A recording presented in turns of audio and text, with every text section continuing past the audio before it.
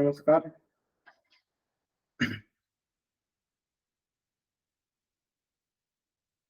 क्योंकि रविवार को हम लोगों का क्लास नहीं हो पाया था, तो इसीलिए जो है उस क्लास को शिफ्ट कर दिया गया था मंगलवार को।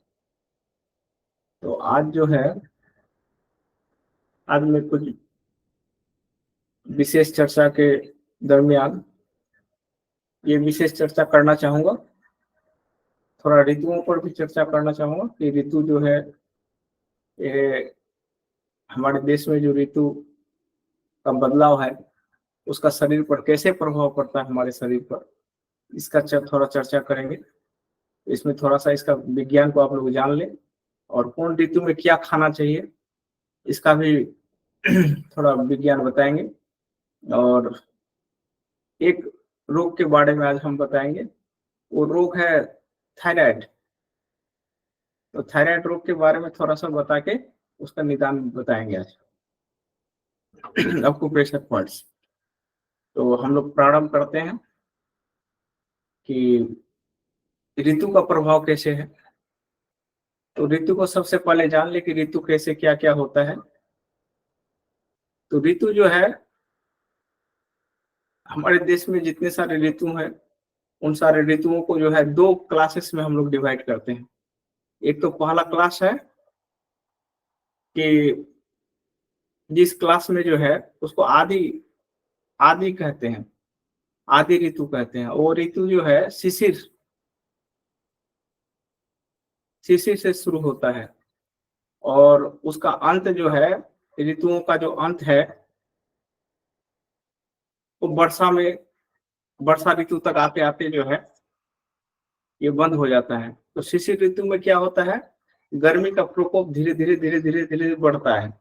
तो उसमें सूरज का जो बल है वो धीरे-धीरे आगे की तरफ बढ़ता है और चंद्रमा जो है, मून, उसका बल जो है धीरे-धीरे घटता है।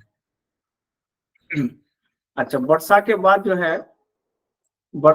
क्या होता है? तो वर्षा के बाद सूर्य का बल जो है धीरे-धीरे कम होता है और सूर्य और चंद्रमा का बल जो है धीरे-धीरे बढ़ता है। तो शिशिर ऋतु से लेकर ग्रीष्म ऋतु तक, ये जो ऋतुएं हैं, ग्रीष्म ऋतु तक, ये 3 ऋतु इधर है और 3 ऋतु इधर है। तो उसमें सूर्य जो है दक्षिणायन होता है।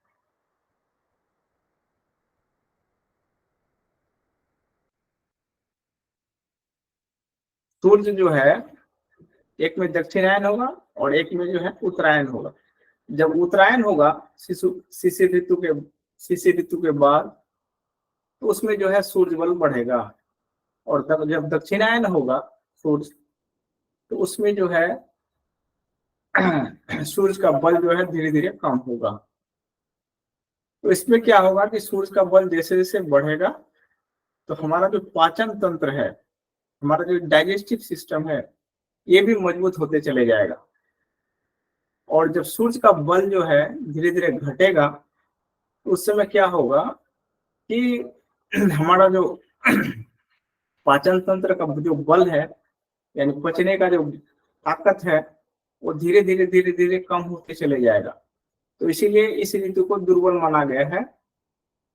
अब जो ऋतु शुरू हो रहा है, ये जो वर्षा ऋतु शुरू होगा, तो इसमें सूर्य का बल जो है धीरे-धीरे कम हो जाएगा। तो धीरे-धीरे कम होने का मतलब ये हुआ कि अभी तो देखते हैं कि गर्मी काफी लग रहा है, लेकिन गर्मी काफी लगने के बावजूद भी जो है इसका बल जो है ना कमजोर है, सूर्य का बल। और चंद्रमा का बल जो है ना, अब धीरे-धीरे बढ़ेगा, यहाँ से शुरू होगा, प्रारंभ होगा। तो इसीलिए हम लोग जो है अभी जो है ऋतु जो परिवर्तन हो रहा है, इसी ऋतु में हम लोग अभी ठहरे हुए हैं। तो इस ऋतु में हमको क्या खाना चाहिए और क्या नहीं खाना चाहिए, तो हमें वैसे चीजों का व्यवहार करना चाहिए जो चीज इजीली डाइजेस्टेबल है, ताकि सूर्य बल धीरे-धीरे कम हो जाएगा। और जब सूर्य बल धीरे-धीरे कम होगा, तो इसमें क्या होगा कि आपका जो पाचन तंत्र है, तो पाचन तंत्र की जो क्षमता जो है वो घट जाएगा, कैपेसिटी घट जाएगा। तो इसीलिए अभी कोई हार्ड चीज का सेवन करना नहीं है। जो चीज बहुत लेट से पचता है हमारे शरीर में, उसका सेवन को बिल्कुल एकदम मिनिमाइज कर देना है। तो इसीलिए हम कुछ फलों का नाम लेते हैं। इस फल में जो जितना रसीला फल है, अब जितना रसदार फल को ले पाए, जो भी फल रसदार है, जैसे खीरा हुआ, ये भी इसको भी फल की गिनती में ले लीजिए, ठीक है। और बेल जो है सबसे उत्तम है अभी के समय में, बेल तो जरूर खाइए। और आंवला है, आंवला को भी खाइए। तो जितना हो सके प्रतिदिन आप खाइए। या तो जो भी आप मान लीजिए कि आपके शरीर में दिक्कत है, लेकिन आंवला और इससे जो है बेल से जो है किसी तरह का क्षति नहीं होगा। और बेल जो है आंत के लिए सबसे बड़ी अच्छी चीज है, उससे अमृत फल है वो सब, बेल और आंवला। तो इसीलिए बेल और आंवला का सेवन अवश्य करें। और तीसरा जो है एक नारियल है, नारियल का भी सेवन आप खूब करें। कि नारियल जो है, नारियल में तो ऐसे मीठा मीठा होता है देखने में, या खाने में भी मीठा होता है बोलते हैं। तो खाने में जब मीठा होगा ना, तो ये जो है ना, ये बिल्कुल जो है अल्कली है, एसिडिक नहीं है। तो इसीलिए एसिड का मात्रा को भी आपका आंत के जो एसिड का मात्रा है उसको धीरे धीरे वो घटाएगा। इसलिए नारियल का बहुत सेवन करें, ककड़ी का बहुत सेवन करें, ठीक है ना, खीरा का बहुत सेवन करें। तो ये सब ऋतु जो है, अगर जो इजीली डाइजेस्टेबल हमारे शरीर में है। और चीनी का सेवन इस मौसम में बहुत कम करना चाहिए, ठीक है। और जितने सारे भाजा है, चाहे तो चॉप है, ठीक, उसका सेवन बिल्कुल कम कर दीजिए, पापड़ का सेवन बिल्कुल कम कर दीजिए। तो इस ऋतु का यही एक महत्व है कि ऋतु पर थोड़ा सा हम प्रकाश डाल दिए कि ऋतु आखिर क्या होता है। तो अब आइए थोड़ा रोग पर भी विशेष ये कर दे, कि उस दिन का जो चैनल ये था, भाग था, उसको आगे बढ़ाना है हमको। तो उस भाग में हम बताए थे कि हमारे शरीर जो है पांच तत्वों से मिलकर बना है। तो उन 5 तत्वों में जो है, अगर उसकी मात्रा में कमी बेशी हो जाती है तो हमें रोग हो जाता है। इतना दूर तक हम बता चुके थे। अब इससे आगे की यात्रा हम करते हैं। तो सबसे पहले ले लीजिए कि वायु तत्व को ले लीजिए। अगर वायु तत्व का मात्रा हमारे शरीर में, उसकी मात्रा चाहे तो बेसी हो जाए, चाहे तो कमी हो जाए। और इस ऋतु में, अभी जिस ऋतु में हम लोग हैं, तो इस ऋतु में वायु तत्व की मात्रा जो है धीरे धीरे अब घटेगा, धीरे धीरे जो है घटेगा इस ऋतु में। और अम्ल की मात्रा जो है धीरे धीरे बढ़ेगा, इसका प्रकोप बढ़ेगा। तो अभी जो है, तो इसका एकमात्र कारण है कि आपके शरीर में जब वायु तत्व का कमी बेशी होता है, तो डिसऑर्डर होने से आपके शरीर में जो है वायु तत्व का मात्रा जो है, उसकी मात्रा में कमी बेशी आएगा। तो इसीलिए वायु तत्व को हम कैसे नियंत्रित करें, अच्छा, इसका भी हम सोल्यूशन अभी तुरंत बताएंगे। उसके बाद फायर है, फायर माने अग्नि जो तत्व है। तो अग्नि तत्व का जो मात्रा है, वो धीरे धीरे आपके शरीर में उसकी मात्रा जो है जब बढ़े या कमी हो, तो उससे भी जो है ना हमारे शरीर में जो है ना रोग का प्रकोप बढ़ता है।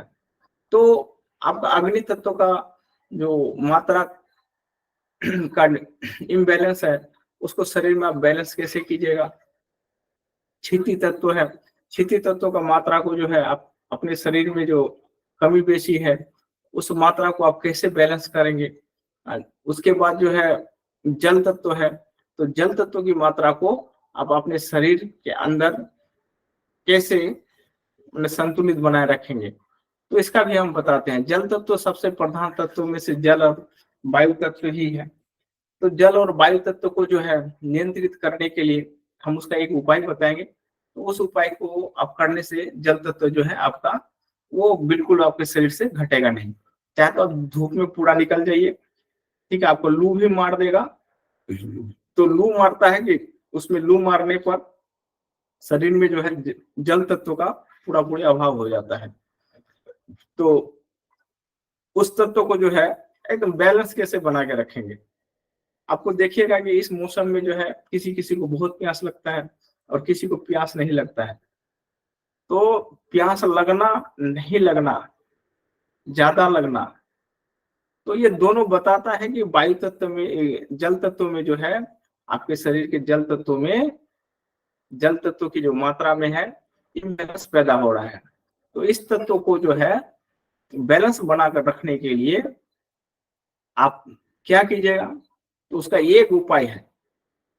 वो उपाय है कि सुबह सुबह, जब भी आप सुबह सुबह उठेंगे, उठने के बाद जो है, जिस फल में सबसे ज्यादा रस है या पानी है, एक खीरा ले लीजिए। खीरा सबसे बेस्ट है और सबसे सस्ता है।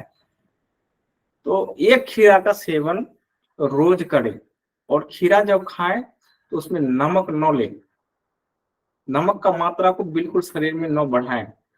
या फिर कोई भी सलाद आप ग्रहण करते हैं, उस सलाद में जो है ना, नमक की मात्रा एकदम बिल्कुल नहीं लेना है। सलाद को ऐसे ही खाना है, नमक डाल के एकदम बिल्कुल खाना नहीं है।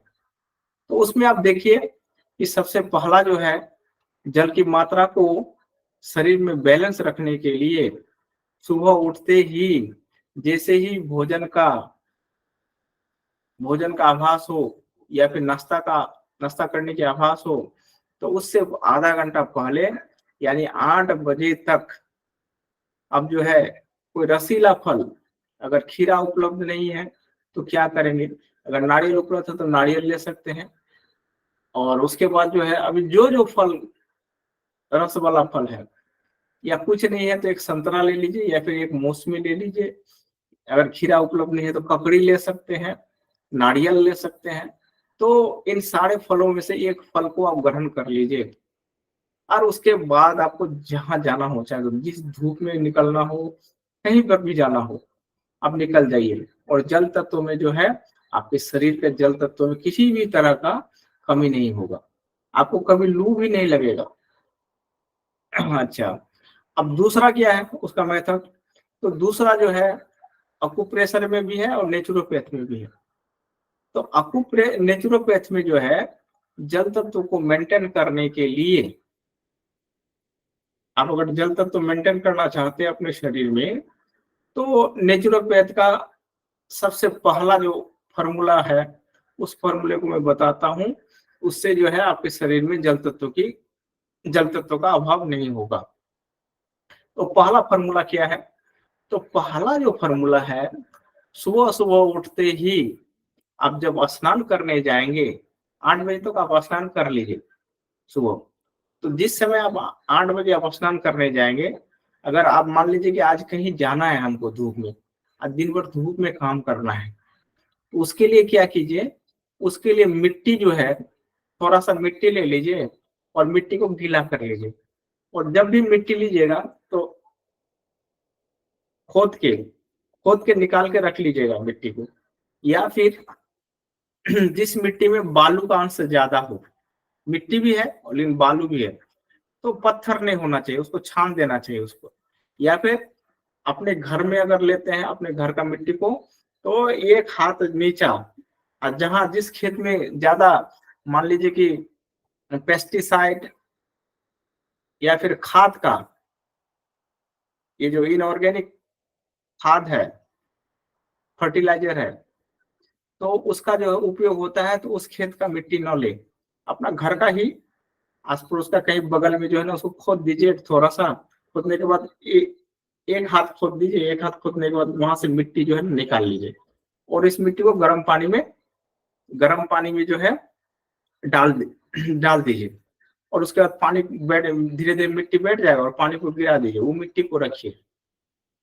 और जिस दिन भी, डेली तो करना नहीं है, कहीं पर भी आप जाएंगे बाहर, गर्मी में आप निकलेंगे, मान लीजिए कि आज दिन भर गर्मी में काम करना है धूप में, तो उस हालत में जो है हमारे शरीर में पानी का कमी न हो, इसके लिए आप पेट में जो है ना, इसका लेप जो है, स्नान करने के पहले, आधा घंटा पहले स्नान करने के, एक लेप ऐसे धीरे धीरे कर लीजिए, धीरे धीरे चारों तरफ, पेट के चारों तरफ लेप लगा लीजिए। तो लेप लगाने से क्या होगा, और आधा घंटा के बाद या पौने घंटा के बाद अच्छा से स्नान कर लीजिए, धो लीजिए उसको अच्छा से, और स्नान कर लीजिए। और उस आधे घंटे में अगर काम करना है, इसको लगा दीजिए, और लगा के ऊपर से कोई गंजी उंजी पहन लीजिए, उसको रहने दीजिए आधा घंटा। और आधा घंटे के बाद स्नान कर लीजिए, और उसके बाद दिन भर धूप में घूमते रहिए, तो कभी भी लू नहीं लगेगी, कभी भी लू नहीं लगेगा। इससे क्या होगा कि आपके शरीर के अंदर का जो फायर और वाटर एलिमेंट है उसको एकदम बैलेंस बना के रखेगा पूरा दिन भर। तो ये तो हुआ, मान लीजिए कि लू नहीं लगे या धूप का असर नहीं हो, और साथ ही साथ इसका काम है कि वायु का और पित्त का जो प्रकोप शरीर में बढ़ जाता है, तो वायु का प्रकोप या पित्त का प्रकोप को इस सीजन में मेंटेन करना जरूरी है। और पित्त अगर ज्यादा धीरे धीरे बढ़ेगा तो उससे जो है उसे हेडेक, आंख में जो है ना, ये आंख में इसमें दिक्कतें दिखाई देगा, तो इसीलिए उसको बढ़ने नहीं देना है। तो इस तरह जो है, इस तरह आप देखेंगे कि हमारे शरीर में जो है पित्त का भी संबंध इससे हो जाएगा, और पानी का भी जो है बैलेंस बना हुआ रहेगा। और साथ ही साथ जो है अब क्षिति तत्व में अगर कमी बेसी को रोकना है शरीर में, तो कमी बेसी को रोकने के लिए आप जब स्नान करने जाते हैं तो उस समय जो है रीढ़ के हड्डी को जो है, ये पीछे वाला रीढ़ का हड्डी को काफी रगड़ना है, ऐसे जैसे रस्सी से हो, गमछी से हो, इसी तरह रगड़ना है पूरा पूरा। और इस सिस्टम में क्या होगा, इस सिस्टम में क्षिति, जल, पावक, पावक मतलब हुआ कि अग्नि हुआ, अच्छा, क्षिति, जल, पावक, गगन, गगन माने हुआ वायु। तो ये 5 तत्वों का जो बैलेंस जो है आपके शरीर में बना हुआ रहेगा। और जब तक 5 तत्वों का बैलेंस आपके शरीर में बना हुआ रहेगा, आपका शरीर जो है वो निरोग होगा, उसमें किसी तरह का कोई दिक्कत नहीं होगा। तो ये हो गया।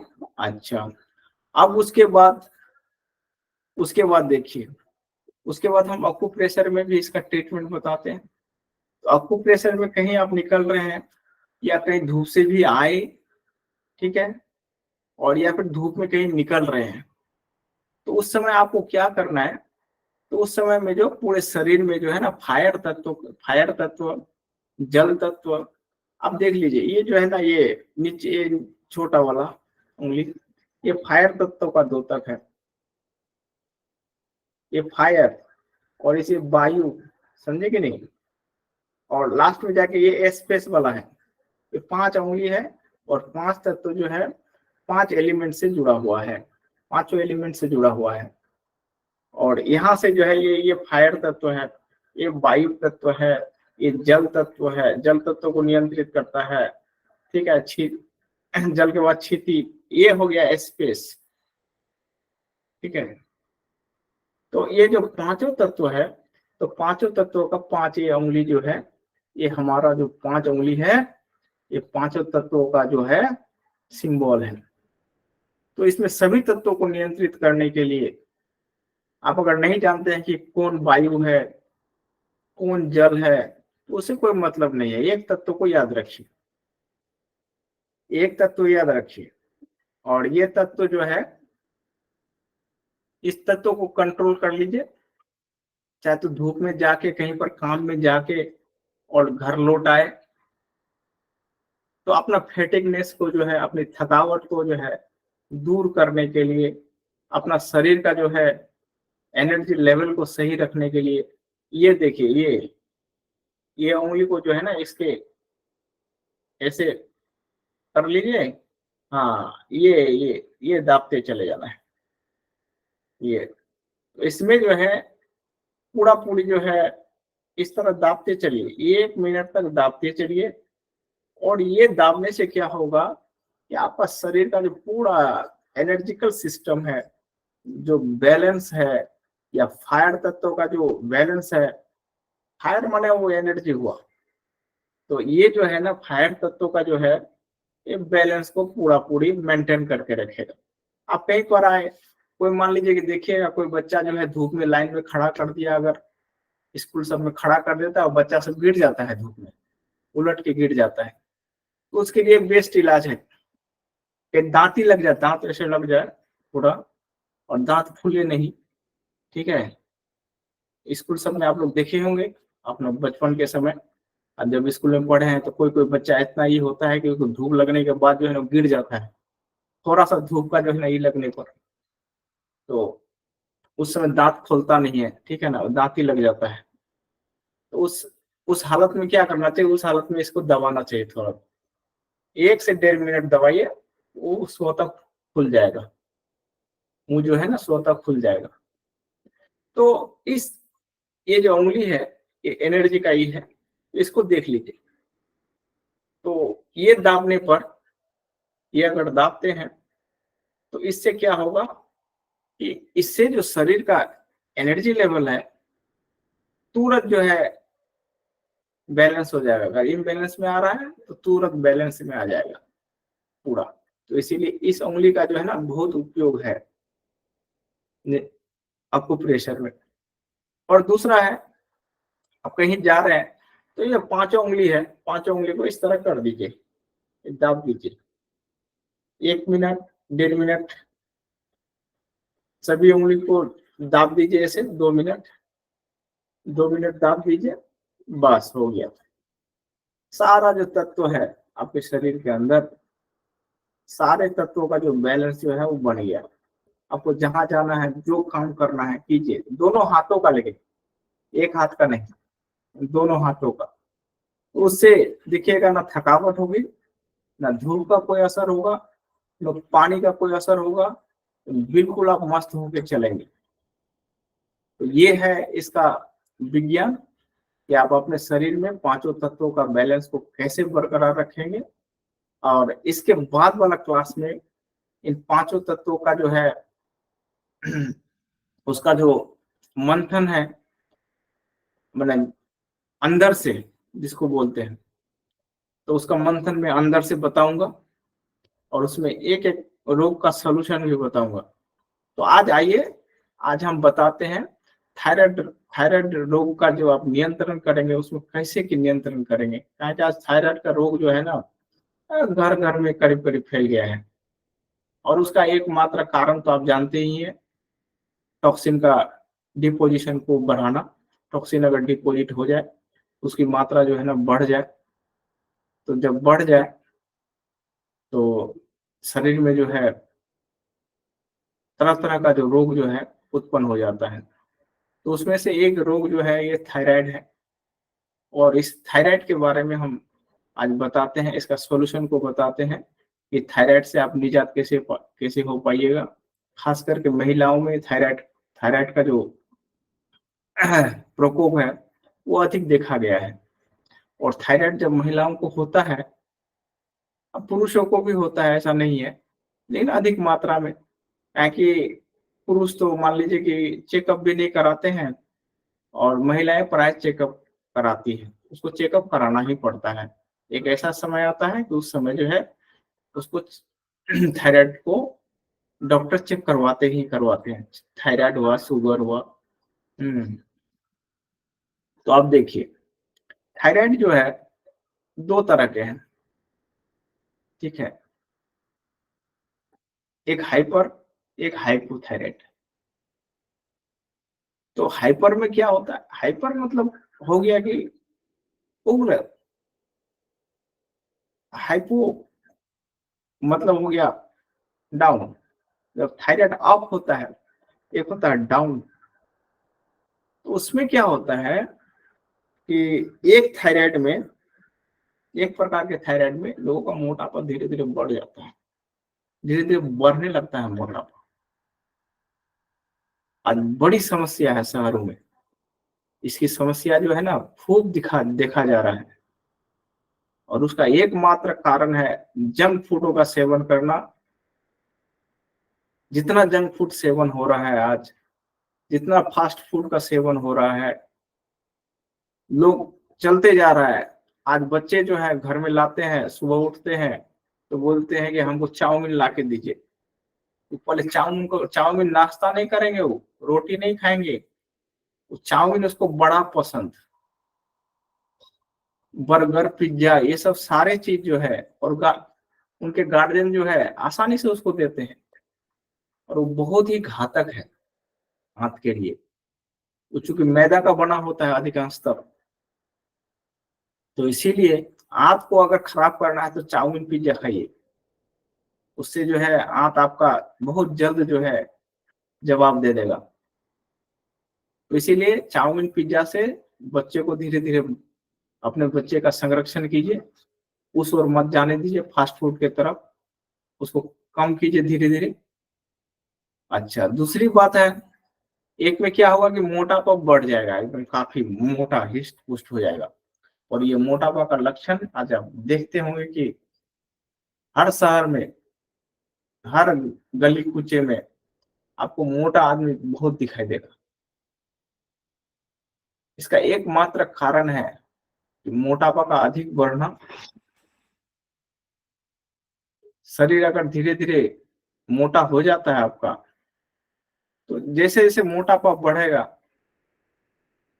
तो चाहे तो वो थायराइड निकले चाहे नहीं निकले, उस व्यक्ति का जो है, जब स्क्रीनिंग कराइएगा मेडिकल लाइन में, तो देखिएगा कि थायराइड आएगा ही आएगा।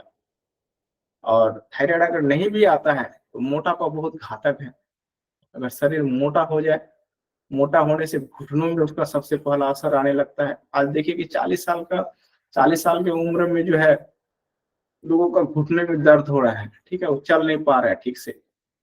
अभी अभी मैंने एक पेशेंट को ठीक किया, उस एक दिन का क्लास में वो आए भी थे, ऐसे ही अचानक वो आ गए, हम जब क्लास दे रहे थे इस तरह का से।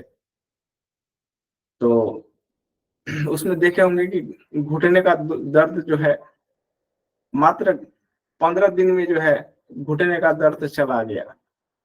और सारा चीज कराए बिना दवाई का, कोई दवाई नहीं चाहिए, और घुटने का दर्द उसको आएगा भी नहीं।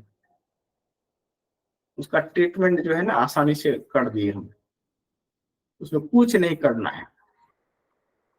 तो घुटनों का दर्द को दूर भगाने के लिए, अगर घुटना में दर्द हो रहा है तो इसका मतलब समझ लीजिए ये जो टॉक्सिन है घुटना में जमा हो रहा है।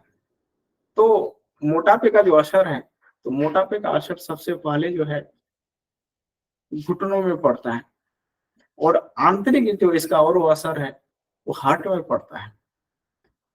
तो हार्ट उसका धीरे धीरे, तो मोटापे का असर बहुत जगह है।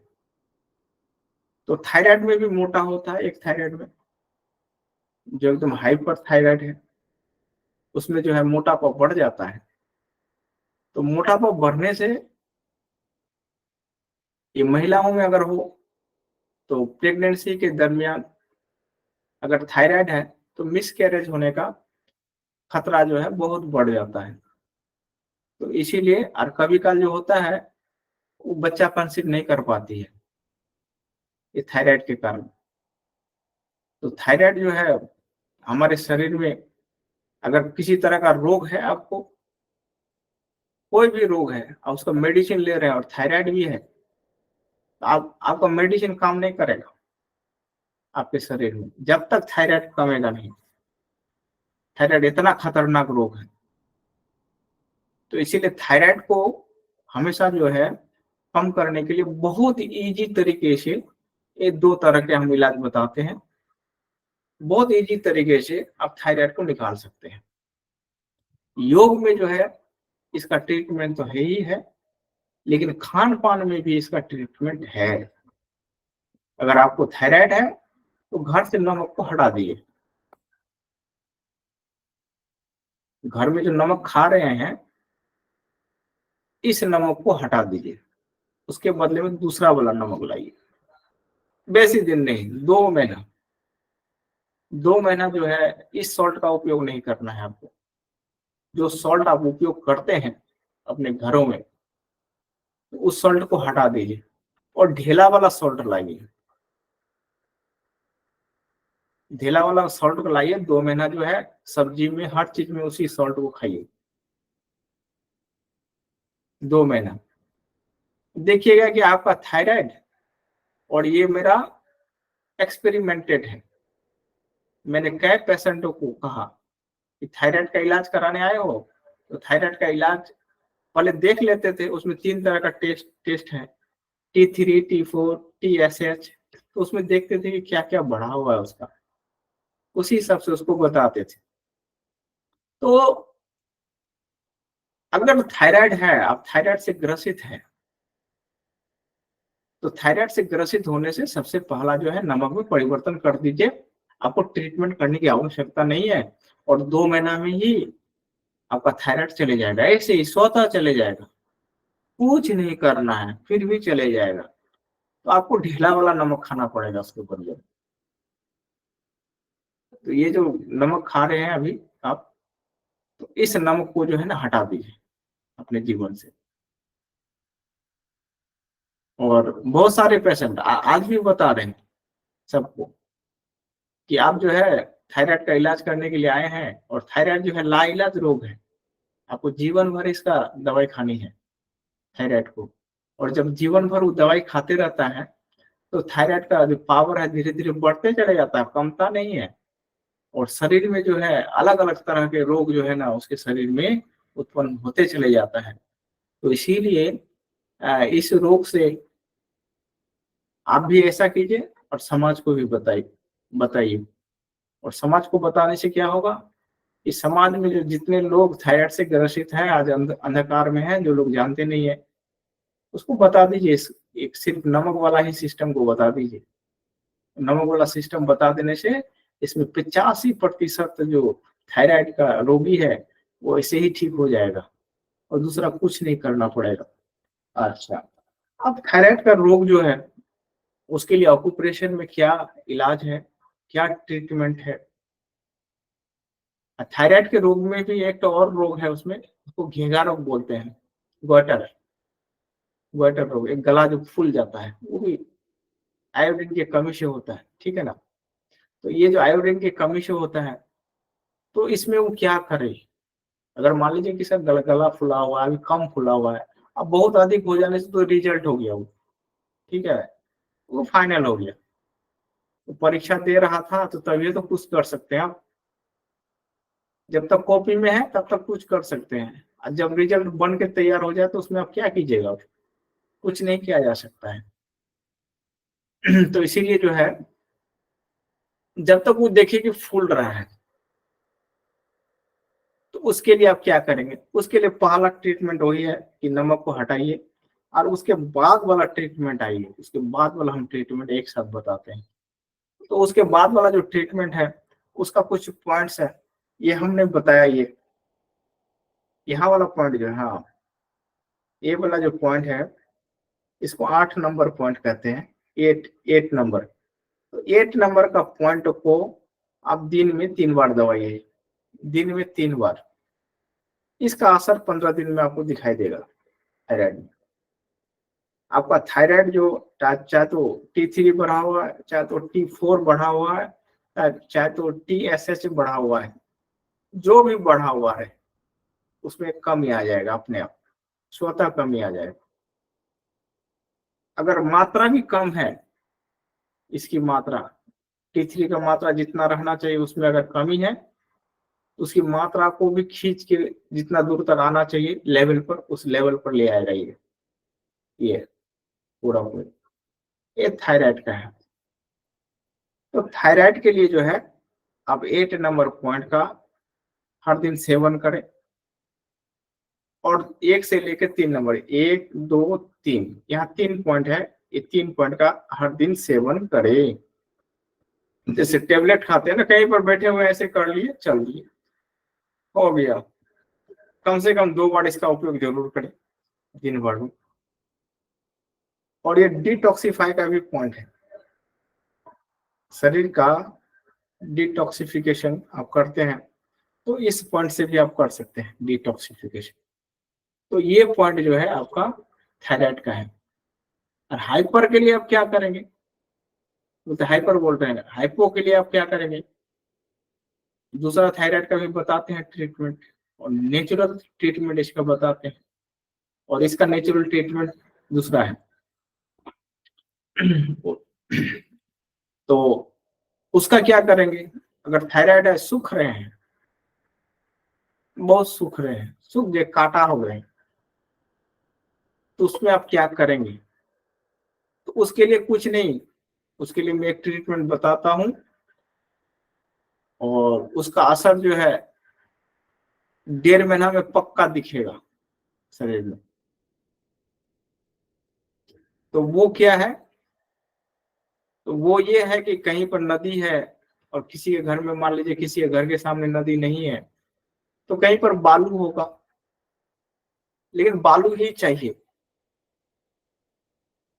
बालू में सुबह उठ के जो है ना एकदम टहलिए, 1 घंटा आधा घंटा टहलिए, शरीर से जब पसीना निकल जाए छोड़ दीजिए। डेली यही काम करना है। 1 महीना जाते जाते उसके बाद जो है सूखने वाला जो थायराइड है वो बिल्कुल ठीक हो जाएगा आपका। अब नाप के देख लीजिए उसके बाद, एक गारंटी के साथ है ये। मैंने कम से कम 13-14 पेशेंट पर इस तरह का एक्सपेरिमेंट किया है। कुछ अपवाद में होते हैं तो उसका कुछ एक्स्ट्रा भी ट्रीटमेंट देना पड़ता है। तो ये ट्रीटमेंट थायराइड के कारण सूखने पर आप मूव करते रहिए, 1 घंटा टहलते रहिए। तो ये हो गया थायराइड का जो है सॉल्यूशन, कि अब आप थायराइड से जो है आप अपने आप को कैसे बचाएंगे। और दूसरी बात है कि क्योंकि ये चैनल को बढ़ाने के लिए, मान लीजिए कि अभी जो एक चला हुआ है एपिसोड, तो इस एपिसोड को बढ़ाने के लिए जो है, ताकि आज मैंने, उस दिन मैंने तत्वों के बारे में रखा था, और आज मैंने तत्वों का जो है, तत्वों का बैलेंस जो है शरीर में आप कैसे ठीक करेंगे उसके बारे में आज इसका डिस्क्रिप्शन दिए। और ये जो ऋतु वाला एक कहें कि 2 एपिसोड को मैंने, एक एपिसोड आज दिया कि ऋतुओं का, और ये ऋतुओं का एपिसोड उसमें चलते चलेगा, या तो मैं 15 मिनट करके दूं, उसमें 10 मिनट करके दूं, लेकिन रेगुलर चलेगा। और तत्वों पर रेगुलर चलेगा, कहें तत्वों पर ही सारा खेला है। और ये रोग के बारे में रेगुलर ये भी चलते रहेगा समाधान। तो ऋतुओं पर विशेष और होगी, और ये खान पान कैसे करना है इसके बारे में भी मैंने आज चर्चा किया। और साथ ही साथ जो है, अब जितने सारे लोग यहाँ जुटे हुए हैं आप लोग, क्योंकि इस आशा से जुड़े हुए हैं कि इसमें जो है मतलब बहुत फायदे की बात को लाया जाए, तो हम कोशिश कर रहे हैं कि आप लोगों का फायदा या समाज का फायदा जो है कैसे हो, जन कल्याण कैसे हो, और घर घर में जो है योग कैसे जाए। तो सिर्फ योग तो एक ही चीज को लेकर नहीं है, आसन को लेकर ही नहीं है, और इसमें जो है खान पान का जो सिस्टम है उसको धीरे धीरे सुधारा जाए, और जीवन को जो है धीरे धीरे संयमित बनाया जाए।